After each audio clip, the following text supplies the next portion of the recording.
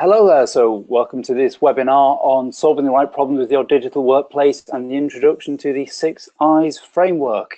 Before we get fully started, let me just do a little bit of housekeeping. So on the right, you should see a panel which has an area for questions. So it's going to be quite a conversational webinar, this one. If you've got any questions, please do type them in, and if appropriate, I'll introduce them as we go along.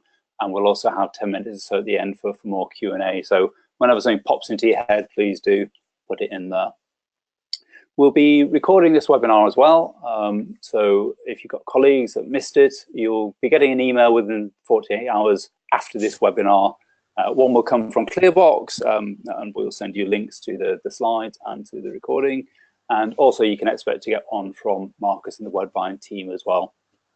Hopefully you can hear us okay. Best is to use the internet audio. If you have any problems, just raise your hand in the panel and we'll try and help you out. So let me introduce myself. So I'm Sam Marshall. I'm here with Marcus. Hi there, Marcus. Hey, Sam. Hi, how are you doing? Good. How are you? I'm very well, thank you. I'll just introduce myself more formally, and then you can tell people who you are as well. So yeah, my name is Sam Marshall. I'm the owner of Clearbox Consulting. We are based in the UK. It's 11 o'clock at night here, so it's getting pretty late, but there's never a bad time to talk about digital workplace in my book. What we do at Clearbox is we help organizations with the business side of digital workplaces and intranets. So we don't sell any products. We just sell independent advice, and we help teams with things like developing a digital workplace roadmap, thinking about governance, about adoption, and about sustaining the digital workplaces through having the right teams. One of the reasons why we know guys like Webvine is that we produce an annual report called SharePoint Intranets in a Box. And at the end of this webinar, we'll be sharing a discount code for you on that. And Marcus, tell us about yourself.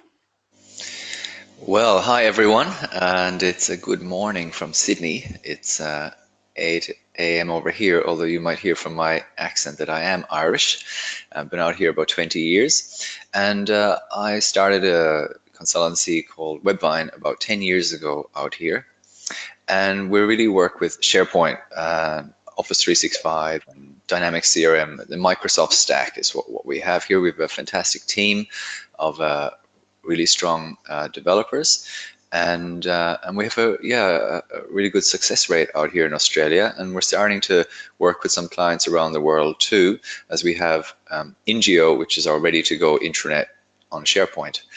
So that's just a little bit about us.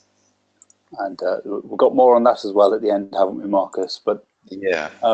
Before we do all the talking, we thought it would be nice to hear from you. So we've got a little poll that's going to pop up, and the question I have is, what is the most important aspect of your digital workplace project? So let me just start that poll up. You should see a dialog box coming up now. So we've given you 5 options: meeting end user needs, meeting business goals, delivering on time, delivering on budget, and other. And if you want to comment on other, if that's your choice, then by all means put that into the Q&A panel as well.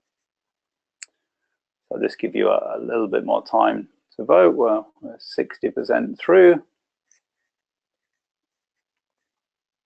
Yeah, okay, so I think everybody's expressed their opinion. So if I just pop those results up. Not that I tried to guess the order right, but meeting end user needs has come out at 78%, Marcus. What do you think to that? That's pretty remarkable.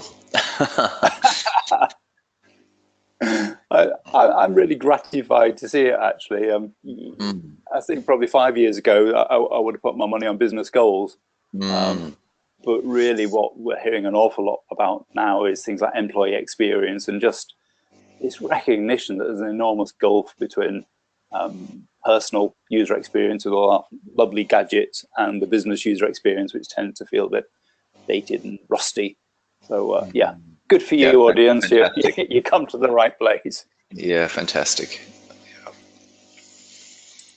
Okay, Marcus. So on the agenda today, we got a little bit about your book, and I've got a few questions for you about the origins of the book and talking about digital transformation and the digital workplace. But most of what we're going to spend time on is learning about the 6 Eyes framework that you expand on in your book. So I'm really looking forward to seeing that.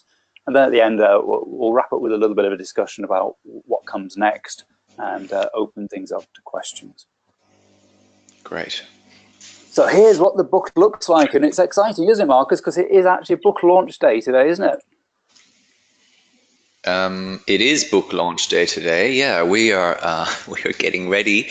A bit of an early start and a bit of a late night finish. So we're going to have about 6 p.m. We're going to kick off here with an event, and we've got a few very interesting people coming. We're going to have a panel.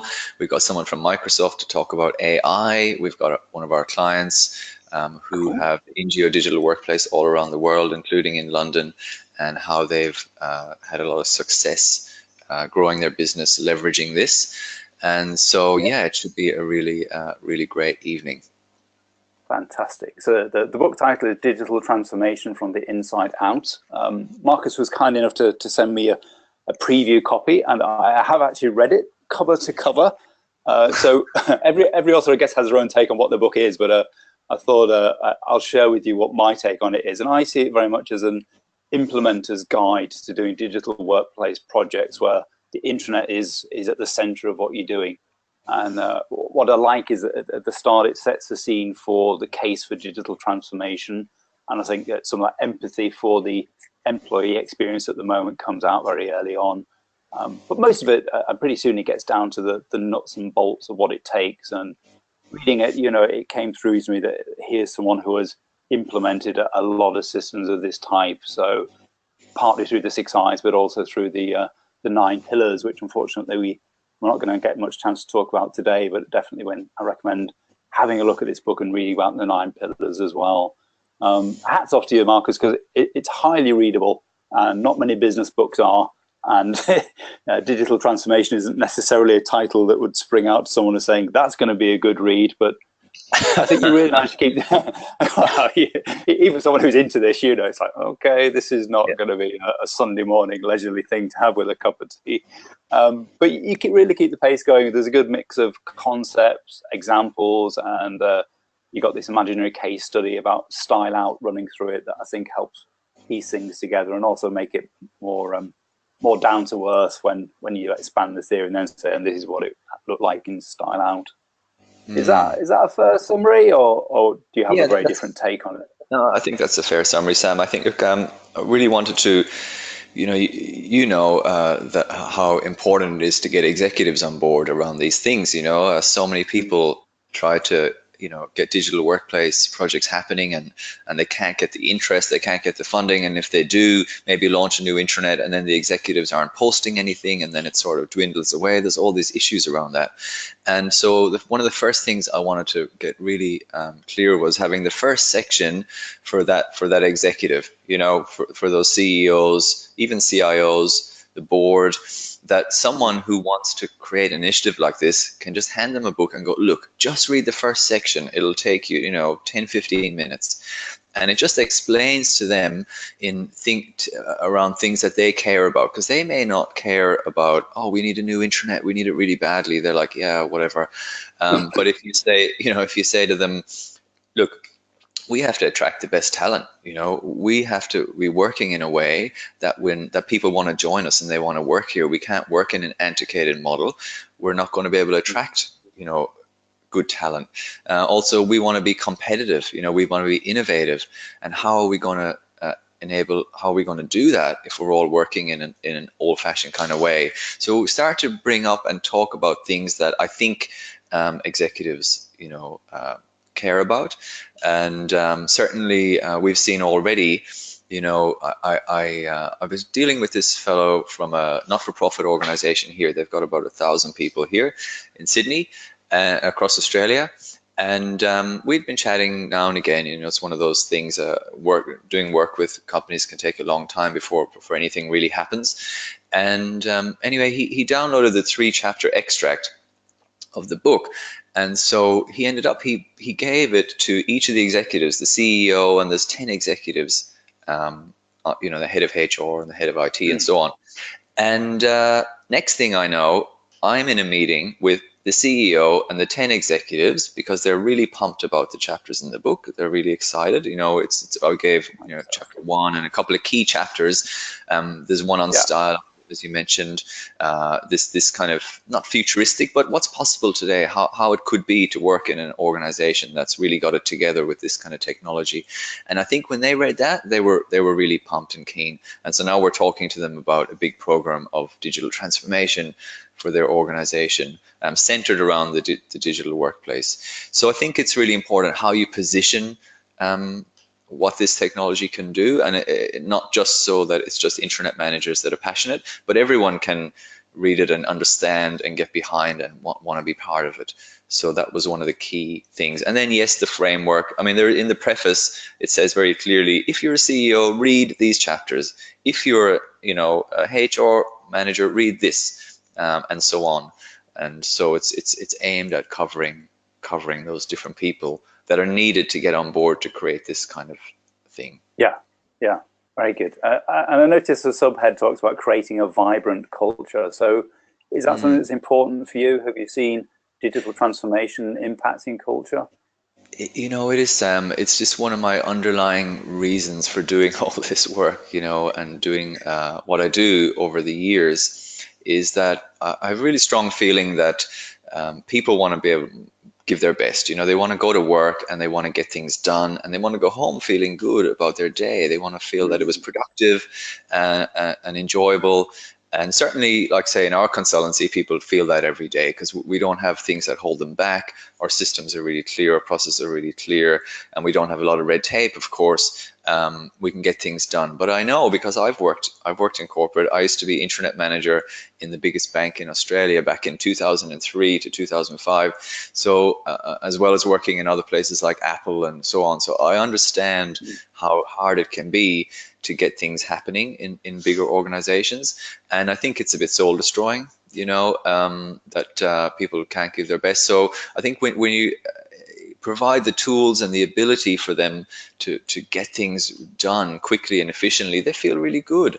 And also creating a vibrant culture is things like say in NGO, we have a staff directory with a recognition ability where you can recognize someone if they've you know, upholding one of the company values, for example, things like that. So these little things that can make a huge difference in a culture through this digital interface. As you say, we're in our personal lives, you know, we're all giving each other high fives on Facebook and all that. But when you go to work, it's like, oh yeah, you know, email. So, so it's different, right? So you know, that's I think this technology really enables the greater potential for a vibrant culture. So yeah, that's what I'm most passionate to see. And it's really nice just to give someone like a thumbs up on a system, whereas it would seem really creepy to email someone saying like or nice work, and that's it. You know, you can't do that little thing, but actually for a dozen people to just respond to a post in a positive way is quite uplifting, isn't it? Yeah, so, I can hear you. Sorry, go on. No, I was going to say what we're seeing as well. It's really encouraging. You know, we have in India we have a staff directory, and there is a recognition feature tied in there, so that when people are just looking up someone's phone number, they can go, "Oh, that's right, Jimmy helped me with this thing yesterday," and give him a quick little, you know, thank you, and he gets notified, his manager gets notified, and we've seen it in organizations that we rolled this out in. The feedback's been great. You know, it's really helping the culture. You know, people are starting to acknowledge each other and recognize each other, and we're actually working on an extension of that for one of our clients now. Has said, hey, you know what, we want to give everyone in the company a few $100s a year, and they'll be able to allocate this money to whoever they think. They could give $5 for a cup of coffee to someone to thank them. They can give $50 to someone else to thank them. And that's how they're taking that to the next level. So we're putting in an enhancement around that feature for them. But I think that's really cool. You know, you can see that from that HR perspective, how important people are. I think people have been a bit discarded, you know, in the past. Like, oh yeah, we just need numbers. We just need people at desks doing things. But now I think people realize, hang on, we need to be able to attract the best people and keep them. And creating that culture is good culture is really important. And all these tools help. They all help. Yeah, and I think listening to those examples, Marcus, and certainly from over here, seeing the amount of output that comes from Australia about digital workplaces and intranets, it seems to be a very active community. Any thoughts about why there's so much focus on it and so much understanding there relative to your size? Well, I didn't know that that was the case, you know, to be honest. You're driving a sales guy in it, Sam, is that what you're saying? No, I mean, it's good here, right? Yeah, we're doing some really cool things and there are some interesting projects going on. I would have thought that Europe would be even further ahead, you know, so I thought yeah, we've done that ages ago, you know, in the UK. So it's nice to hear that we're not way behind. It's sometimes hard to get in a sense of what the rest of the world is doing when you're so far away down here. But yeah, look, I think it's a matter of getting the right message in front of the right people. You know, certainly you mentioned seeing a couple of our designs that looked really great. I mean, it's one of those critical things, isn't it? In the 9 pillars, what design, usability and design is one of those pillars. I mean, we're so used to looking at our gadgets now that look so sleek and so slick and everything is so perfect, that you look at something at work and if it doesn't look really amazing, you just go, oh, you just kind of feel a bit disheartened, you know, and there's less engagement with it. So I think, you know, the bar has been really raised over these last number of years, and companies need to catch up and bring more of that experience to their staff that they're used to in their personal lives, as you said as well. Yeah.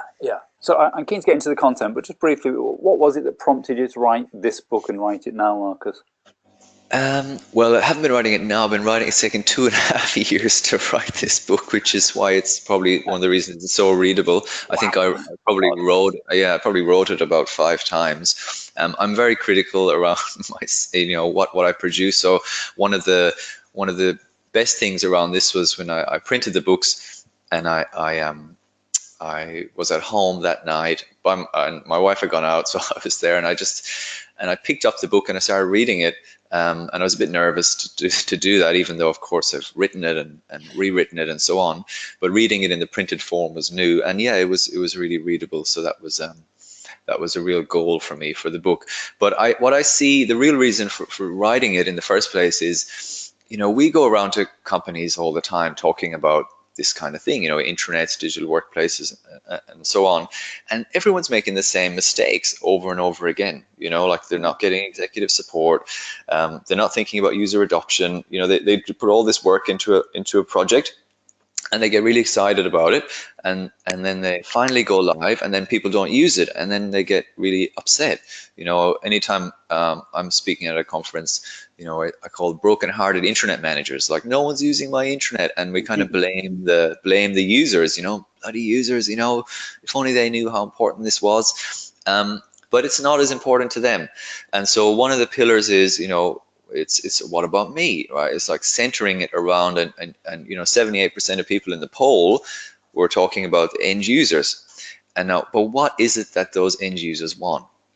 Do they really want to see the news? Like, is that their first thing? Oh my God, I'm so busy, but I have to see the latest corporate news item. Like, it's probably not at the top of their list. And so we have to think of ways then of bringing them in, right? And they go, so that every day they're going in to access it for information that's relevant to them. And that's where this, you know, more of a digital workplace comes in. You know, let's say they're in HR, maybe on the homepage, in a part of that, they can see, if they're involved in the onboarding process from people, they could see the people that are being currently onboarded and what their status is, you know, things like that. So they come in every day to use this and to access this information, and then they see the company news and they go, oh, I didn't know that, and they make a comment, or they see someone asking a question for help and they're able to help. But I think one of the big mistakes we make is thinking that everyone else is going to be as passionate about intranets and digital workplaces as we are, and you know, why aren't they visiting? So we need to make it more about their world and then slide in a bit of our world, you know. Where they don't notice. Yeah. We just had a comment from Vanessa. Thank you, Vanessa. She says we're just starting to build out our intranet, and we had to explain what an intranet was to our executives. So yeah, some people you really got to take it step by step, haven't you? Yeah, Right. yeah, yeah, exactly. Let's move on, and I'm really keen to get you talking more about some of the content of the book, and at the heart of it is this six eyes of digital transformation. Mm, But in your build up to that, your first chapter is actually called "The Problem with How We Work," and you talk about mm. knowledge workers having poor tools for the job and how that impacts productivity. I mean, to me, it seems a bit baffling that, isn't it obvious that employees need to have the right tools and be productive? You're paying them all this money. Do you not want to equip them to do the right job? But why do you think it's been overlooked? Yeah, I think it's because of its number of factors, Sam. Mm-hmm. It's not just one thing. I think we've come from a very traditional way of dealing with technology, haven't we? Like, okay, we'll just update Microsoft Office on everyone's computer. Great, job done. Maybe do a bit of training, maybe not. Um, and oh, we've just updated Windows, or we'll give them some new application. It's all sort of a siloed, separate thing. It's something that IT has done, and the world is now very different. People are kind of expecting everything in one seamless place, and so it's something totally different is needed. And for that, it's not just updating the technologies needed. I think that it needs a broader strategy across the business where different people are involved, like HR and thinking of the staff and what they need and so on. And so we need a different approach to things, and I think it hasn't been spelt out that clearly really in the past. And Mm. that's one of the reasons I have the first section, the problem how we work. Like sorry, was it Vanessa said, okay, I've got an Vanessa, intranet to yeah, do, and yeah, no one knows, no one knows what it is. So even if you tell them what it is, they're probably still only half interested. They're like, oh yeah, I guess it sounds okay, because they probably can't relate to that thing. They don't even know what it is. Whereas if you talk to them about, hey, do you want to attract good people? Do you want to be more competitive? Do you want to be more innovative? Then they'll be saying, yeah, we do. How do we do it? And you can go, well, actually, you know, why don't you read the first few chapters of this book, or whatever it takes, to help, and position it that way. We're too used, I think we too go in with, we need a new intranet, and they're going, do we? Why? Like, what's wrong with it? yeah, And yeah, it costs money, and they're just thinking, oh God, I don't want to spend money on that. I'd rather spend money on sales. yeah. So it's really positioning it is so important, I think. And that's what I've trying to help with the book, so that people like yourself, Vanessa, can feel armed, to go in and make this stuff happen in an organization on a bigger way as well. Maybe you'll have a bigger goal than just upgrading the internet. Maybe it's going to be bigger than that. But the internet, I see it as the center place of all this transformation. Yeah, and Vanessa's added that people are getting fed up of waiting for IT and going to Dropbox and Google Drive, and I think she's absolutely right. It's about, we know Mm-hmm. there are better experiences out there, so why aren't we getting them? Yeah. Let's go into Yeah. the six eyes. So hopefully you can drive from here on in, Marcus. But I Okay. just move on to the six eyes slide if you want to take us through Cool. that. Thanks, Sam. Okay, so six eyes of digital transformation. So what this is about, it's a process for going deeper than the usual internet level. The usual internet level, we're more concerned about communications, some information there around HR information, policies and procedures. Maybe there's events calendar, maybe there's a staff directory. This is all well and good, but it's sort of limited in terms of its usage, which is why probably people don't visit that much. So this is about taking that all totally to the next level, and undergoing like a program of work that enables the business to identify the problems and issues that are currently having in the business that could be solved with technology, measuring the impact of those problems and issues, that's number two, and I'll go into these in more detail. Coming up with ideas to solve those problems is number three. Four is innovating deeper, like selecting a number of those things and getting deeper into how to actually, in a detailed way, design solutions for those. Five is implement, creating those solutions. And six is iterate. It means once you have created those solutions, you don't just stop there. You can tweak and improve things, and small tweaks can make a really big difference. So and I'll explain more as we go through. Oops. Overshooting a bit there. Oops, I think I've jumped ahead a couple of slides. Okay, so the first I is identify. Now, this the whole 6 I's framework could be a massive endeavor for an organization. You know, it could be a big strategy piece of work, or it could be quite small. You know, I also was really conscious of that. I didn't want to write something that only companies with, you know, $1 million budgets would be able to afford to do. Like, you can go and identify these things and go on this process even with hardly any budget at all. At least you can go in and start identifying what are the issues in your organization and raise up you know, to management, hey, did you know what? This is costing us this much. This problem is costing us this much, and we can solve that quite easily.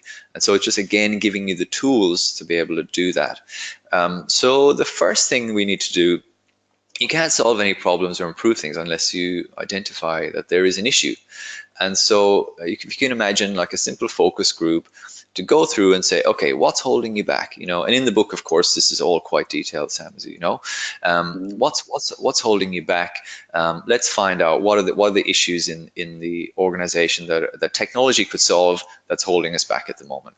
And here are some typical things, and they're quite simple. I also didn't want to make it too sophisticated, even though a lot of companies will look at this list and go, well, we've got all this sorted already.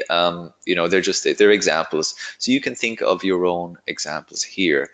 And for example, number one is a leave request form. And right now it's a PDF that's printed and physically signed, totally painful, right? And that is one opportunity that can be solved in a digital way. And so on, there's other examples. I've ever worked with is guilty of at least having one form that's printed and physically signed still. Yeah, for sure, for sure. It's amazing, isn't it? I mean, it's amazing to me. And the companies, it's interesting, companies that you think, oh, they'd have it together, you know, they're really sophisticated. They've got a really good brand. They seem, in the market, they seem like, wow, they'd be really switched on. And then you go in and you're like, oh my God, you know, they're working in really inefficient ways. So yeah, it's interesting how much of this work there is to do. I think the robots we can wait for, you know, we're not there yet. We can definitely improve how people work out of sight, you know, with the technology available today. Yeah. So I mean, I look at this scorecard, and some of them you can imagine are quite quantifiable. So the monthly reports, number 7, talk about it being time consuming and onboarding taking too long. But some of them are more softer benefits, aren't they? So yes, appraisals is tedious and it's frustrating to onboard. So yes, with the clients you work with, are they focused on the soft benefits as much as the hard ones, or are they still looking for that tangible ROI? Well, actually, what I'm finding is most of the kind of internet type things are mostly on a bit softer things. You know, when I say softer, I mean, you know, okay, communications people would get upset with me for saying softer around, you know, publishing news. Well, I said it first. Unquantifiable. Yeah. So we do that.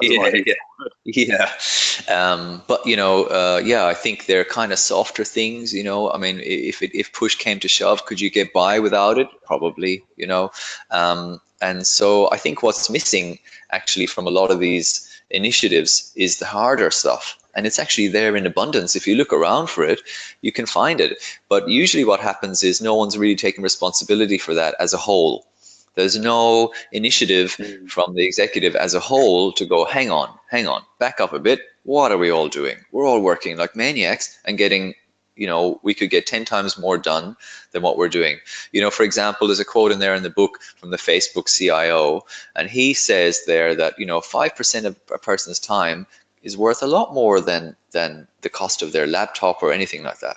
And they really focus on creating systems and streamlining processes in Facebook so people can work really, really efficiently. Like they really have a big awareness around the knowledge worker and how much it's worth to have someone sitting there with intelligence that can get things done. And I think that's the kind of step that needs to be taken, is that awareness that, hang on, you know, we're using up all these people's time that could be used for doing something a lot better and propelling the company forwards. So I think the hard stuff is definitely important, especially to help you get your kind of case across. Yeah. Yeah. And you can definitely include the softer things as well. And if I flick on, Yeah. we Don't let me slow also, you down too much, Marcus. I know you've got a lot of good stuff to get through. So. sure, no, all good. So the next thing, you got your list, okay? You got your list. That's pretty easy to get. To be honest, you probably don't even need to do a focus group. You probably know a lot of the issues that are going on across the organization already. Then measuring the impact of these problems. So there's a hard way of measuring those, the hard quantifiable benefit, just simply working out, how many hours per month is spent doing this. For example, the leave request form. How many hours do end users spend doing this? Maybe an hour a month. What's their average hourly rate? Maybe you need to talk to HR, see if they'll give you a number. How many users are affected? Then it's simple maths, really. I'm not a mathematician, but so these formulas are not, very complex by any means. They're pretty easy to follow along. So if You're an economist, didn't I read in the book? I did in economics. Well, I majored in economics, but I hated it. Oh my these God. formulas should be rock solid, then, Marcus. I've got high hope.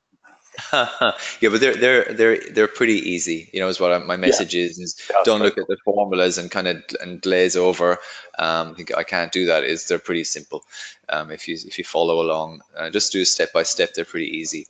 And so we say, okay, well, what's the cost in wages per month? And then I'd say multiply by the cost in wages per month, the time they're spent, by 1.25. That's just to say that a person's time is surely spent surely worth 1.25 times what their salary is. They're going to make the company more than you would hope than what they cost.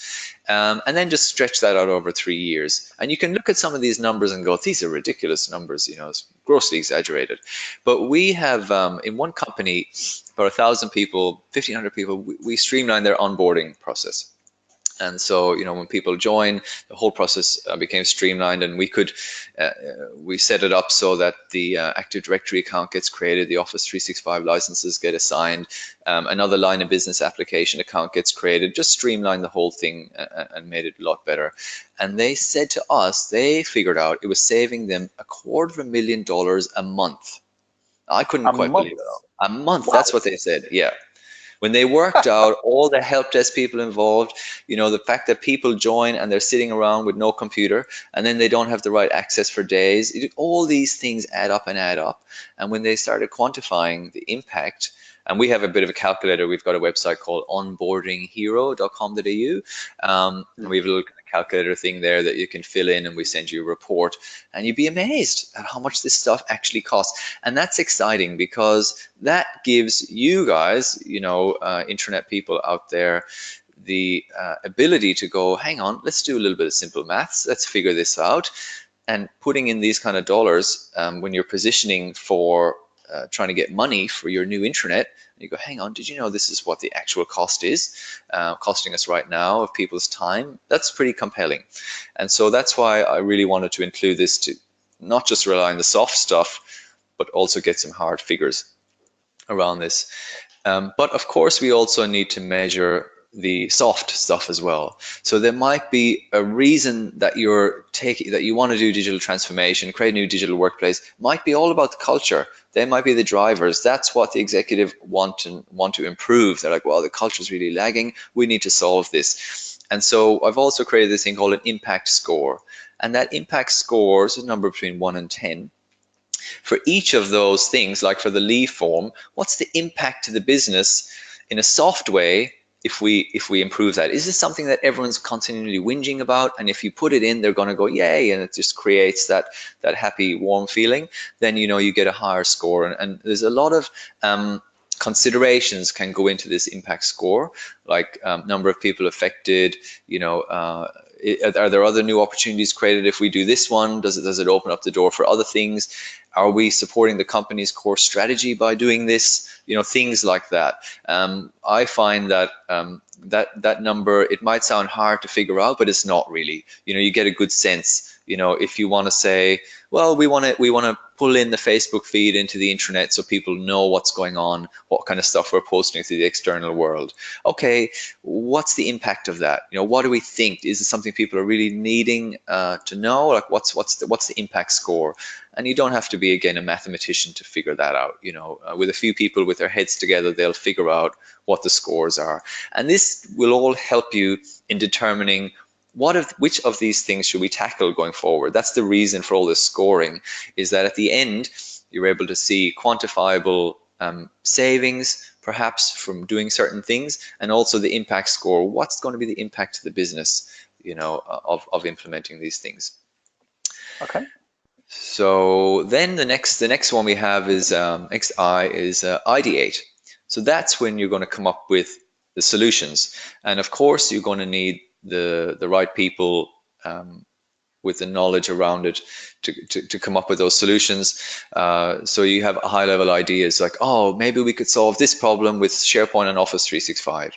Or maybe we could solve this problem with some other technology that we have. And so high level ideas of the solutions and the technologies that that would be used, and also just a rough ballpark, like what's it going to cost? You know, what's it going to solve? What's it going to cost to solve these problems in a high level way, so that we're not getting people to go deep diving into requirements gathering sessions and coming up with detailed solution estimates for every single item on the list, because that's going to take a long time and cost a lot of money. If you have the right skilled people who can understand these things and have, you know, solved these problems again and again in other places, then you can definitely get some good close ballparks, you know, around these things. And we also have the ideate score, because some solutions, you know, will be much more achievable more quickly leveraging technology that you already have than other ones that might need a total custom development, you know, somewhere else. And so again, we're giving a score here around well, what's the impact score and what's the ideate score? So if you get an impact score that's high and a monetary saving that's high, and the ideate score is also high, you know, because it's easy to create, it's a platform we already have, then you're on a kind of you can see clearly that that's a winning solution, you know, to tackle. On the flip side, very brief, Marcus, just so people understand, who is it that's doing the impact score and the ideate scores? Is it yourselves, or are you working with sponsors and stakeholders within the client organization to come up with the scores as well? I think there's some people that need to be involved in, like, the impact score is they know internally what's the impact to the organization. It's not something that we would come in and say, well, this is impacting you in this way. Like, they know internally the impact, so they're very involved in that. The ideate score, if the IT department is going to has the skills enough to deliver this stuff, which I hope in a lot of cases they have, then they would be the ones to get involved and say, yeah, that solution could be done over here. It's pretty easy, actually. We're just going to use Flow in Office 365, and we're going to use a form and a few things like that. And then, so yeah, people that understand how to create these solutions definitely need to be involved in the ideate score. It doesn't have to be us, definitely not. Yeah. Yeah. Okay. Great. Yeah. Okay, and in that as well. So once we have the you know, we've got the current cost of the current inefficient way of working, then we've got the current cost of putting in the solution, and then you just take one from the other. So hopefully, you know, this is where my economics, all my years of studying economics appear in this one little thing called opportunity cost. It's one thing that I remember from my economics degree over 20 years ago. That nugget transformed into a slide. Love it. I was like, oh yeah, opportunity cost. So as I was slaving over this 6 eyes in creating those. So yeah, the opportunity cost is simply, you know, if we take away the cost of implementing it, and what are we left with? You know, what are we left with? And that's where you can see. And of course, some items would have a negative number because perhaps there is no current inefficient way of doing that thing.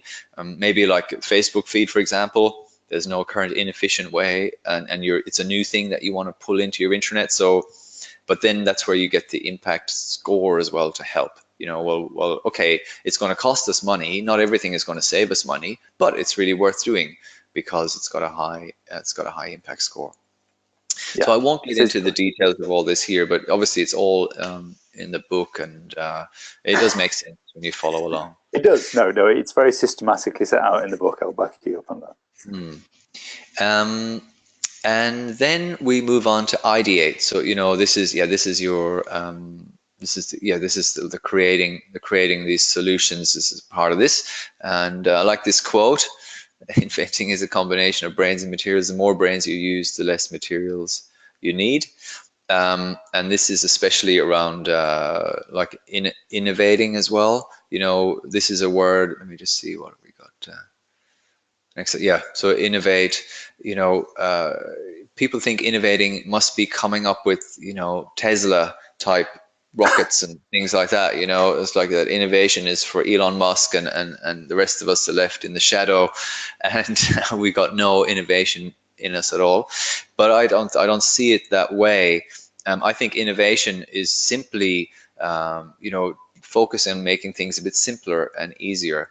And so one of the things I mentioned in the book is solution trimming, because let's say with the leave form example, so we're doing it on paper, right? Or we're doing it on PDF, and it's really clunky and painful and manual and all that.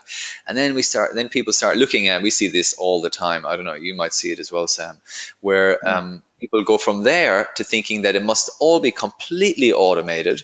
It should go all straight through to payroll, and you should get notified on your phone that it's all been done, and here's the tallies and all that. And people get really carried away around what it should do, and next thing the budget for it is 50,000, and it gets kiboshed. It's like, no, we're not spending 50,000 on that. It's fine. And so I see this a lot. And so what we encourage in the book is like, look, when you come up with your solution, trim away a bunch of it. Trim away the nice to have stuff, leave your must to haves, and you can always improve on that later on. Again, it's just one of these like classic mistakes that we see happening often. And that for me is innovating. How can we solve this problem in a simple way? Does it have to be the biggest, newest, shiniest solution that's going to take a year to build? No, maybe there's some incremental step that we can take. We can leverage technology that's available to us right now, and we can create something with that will really solve half the problem. No, solving half the problem is huge. But I think people think they either have to solve it completely or not bother. And that's what I think holds people back as well. It's like, no, hang on, for a small effort, you could solve 50% of the problem. And I think that's important, Yeah.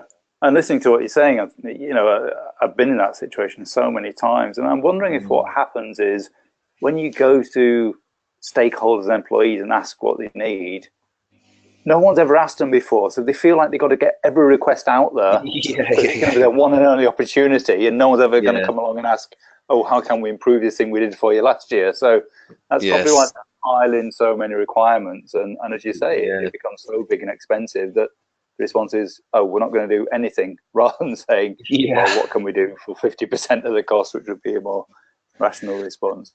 Yes. And yet, right. One thing I notice in the example intranets you have at the end of the book is the aesthetics are done to a really high standard, and that costs.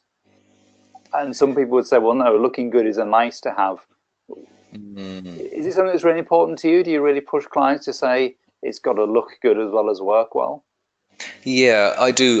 But, luckily, and it's going to sound like I'm flogging Ingeo, but, Ingeo looks great. We have a few really nice designs for it. So even if a company but even if they don't want to, spend big on their own custom design, then it still is going to look great, and we can still brand it in their colors in a day or two, and things is pretty straightforward. So it still can look good.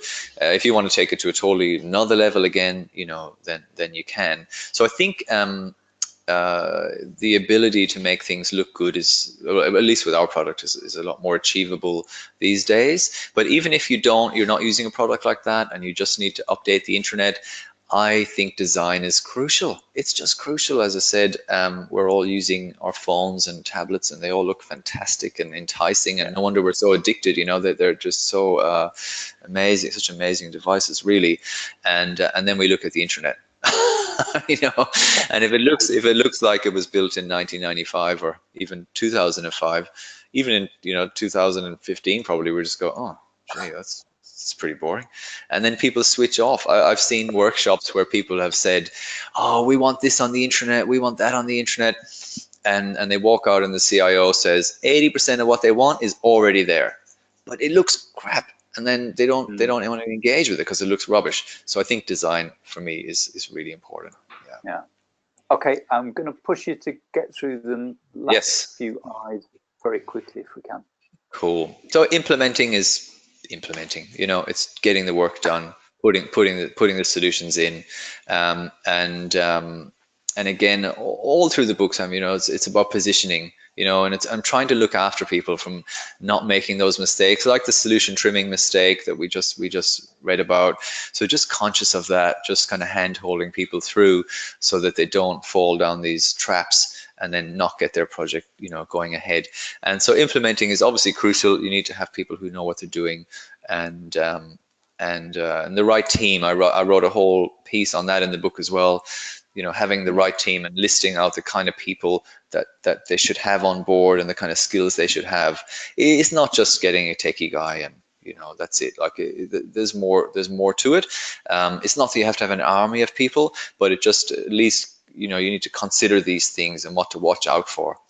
And then the last, so you got implement. I think it's kind of straightforward in a way. If you have people that know what they're doing, then that shouldn't be too much of a problem, hopefully. And then iterate is just the opportunity to improve afterwards. Okay, we put in the solution and we don't just turn away now and go, thank God that's done. I mean, how often do you see that? They go, oh, thank goodness that's over, I'm exhausted. And then they don't improve anything.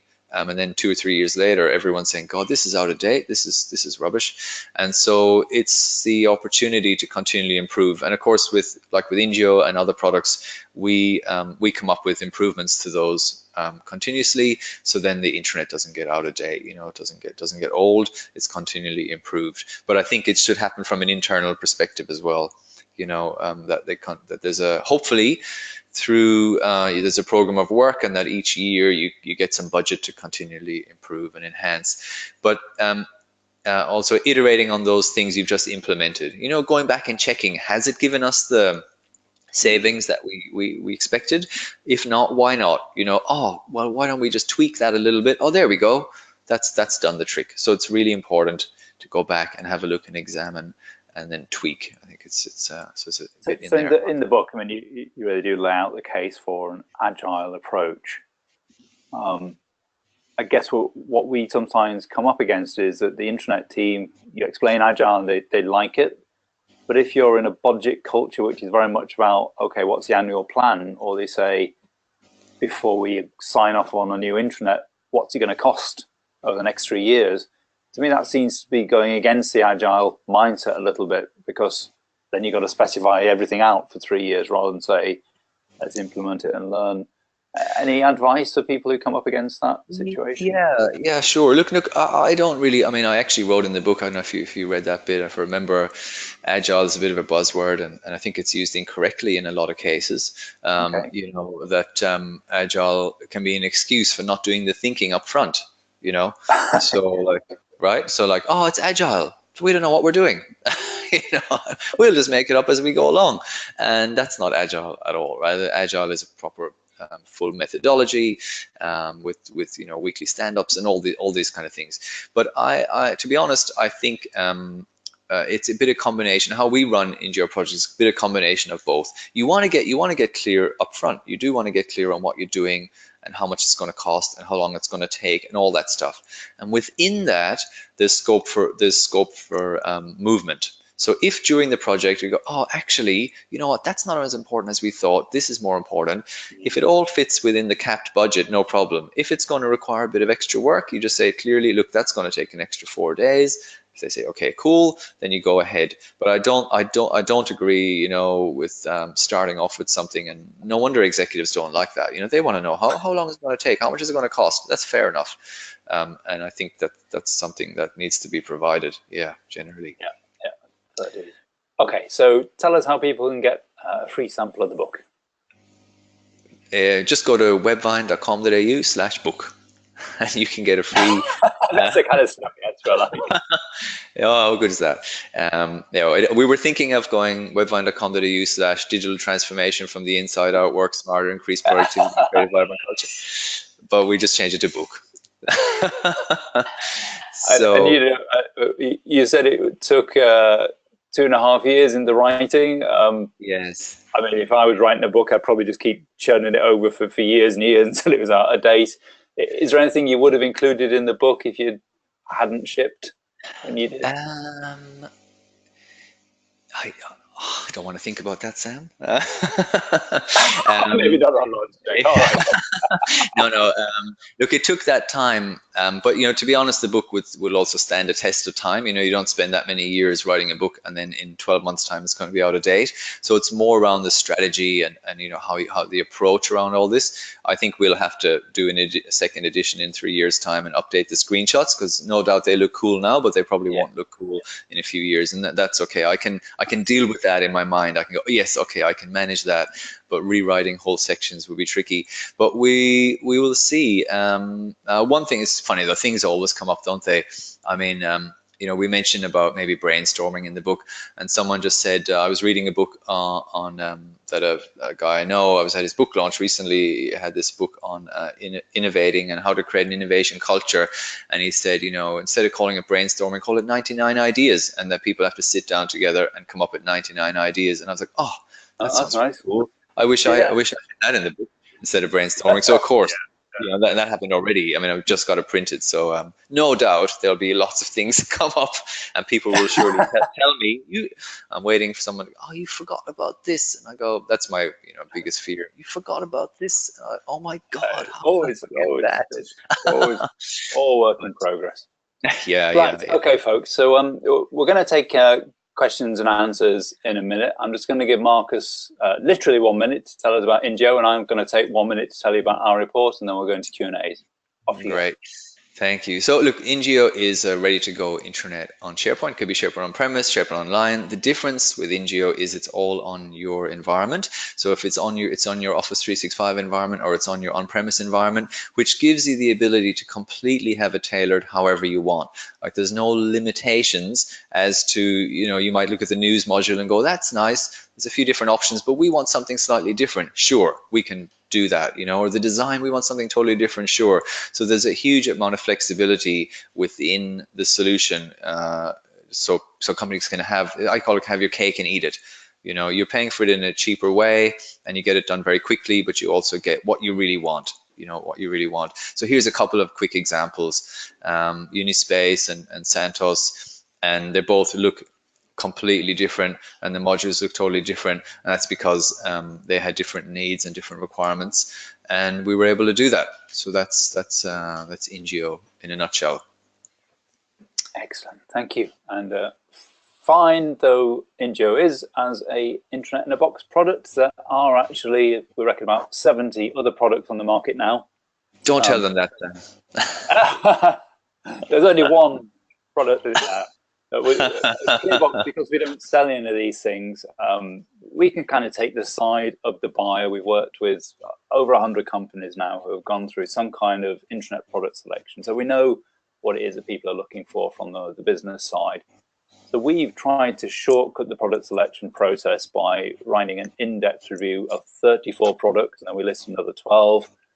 Ingeo is in there, of course, and we give star ratings of what's good and what the strengths are. And it's ultimately about saying the right product is the one that's a really good match for your requirements. And some of that's about features, and some of it is indeed about the vendor and their capabilities and the location. So if you use the code Ingeo webinar, you can get 10% off that report. It's 430 pages. It's even bigger than Marcus's book. But it's not that size matters, but it's very comprehensive. And if you're halfway through an RFI and you fear someone saying, oh, but have you looked at this product? With our report, you can sleep easy, and you can just say, yeah, we looked at that product as well, because all the major players are in there. Okay, we've got a couple of minutes for questions. If anybody wants to get one in there quick, then please do so. I'll pop up our contact details if you wake up in the middle of the night thinking about the 6 Eyes or anything to do with digital workplace, and I'm sure both Webvine and Clearbox will be very pleased to hear from you. So in terms of questions, well, one of the things that comes up a lot is you said people don't take responsibility for things as a whole, for like the inefficiencies as a whole. Where do you think responsibility for the digital workplace should fall in an organization, Marcus? Well, typically we see it with, between IT, and if there's a communications area, comms, a little bit with HR, maybe a bit with marketing. That's what you typically see. Sometimes you see that it's just left with IT. It depends on the organization. They might just say, "Oh, it's just an IT issue," and they're good as IT are, they don't know enough about they're expected to know about everything these days, aren't they? And they don't know enough about how to win with these kind of things. And so for me, ideally, there's like a stakeholder group, but ideally the executive is really supportive of it. Someone on a very senior level is fully supportive of this and getting behind it. And that's the huge difference, and that's what we see a lot of missing, isn't it? In organizations. And so winning them over is a key thing in my mind, to get the funding, to get the support from there, and then ideally having this team of people together, a little stakeholder group that can make sure it's going to flourish and thrive. Yeah, definitely. Okay, and a very quick fire one. What do you reckon should be the budget per employee for a digital workplace? Yeah. Well, it's interesting, isn't it? Questions coming. So, yeah. In my experience, somewhere between 100 to 200 US dollars per employee is a decent investment. Yeah, sure. Well, it could be I guess if you're thinking of an intranet, it could be. I mean, if you're thinking of digital transformation and really solving problems across the business and trying to raise efficiency throughout the whole organization and get all these benefits that are available, that people aren't, mining. It's like having all this gold just under the surface and not bothering to dig it up, So I think if you think about, well, what's a person's worth? What's their time worth? Like if you said, well, what if we invested 5% of their salary to helping them to become, 30% more productive? I'm going to press you for a number because it was sure. Be a quick answer. Yeah, so that would be, I worked out it would be about $5,000 per person. If you wanted to do the full digital transformation, properly. Okay. If you want to do a new internet, you could go with $500. Yeah. All right, let's leave it on that hot burning question. That's probably a whole other webinar. Marcus, really enjoyed talking to you. Best of luck with the book. I definitely recommend buying it. It's such a small price to pay for so much knowledge, and as I say, a very enjoyable read. So thank you everybody that joined us. We shall follow up with an email with a link to the recording and to the slides. And if you've got any other questions, please do get in touch either with Clearbox or with Webvine. Thanks again. Thank you all. Thanks, Sam. Thanks.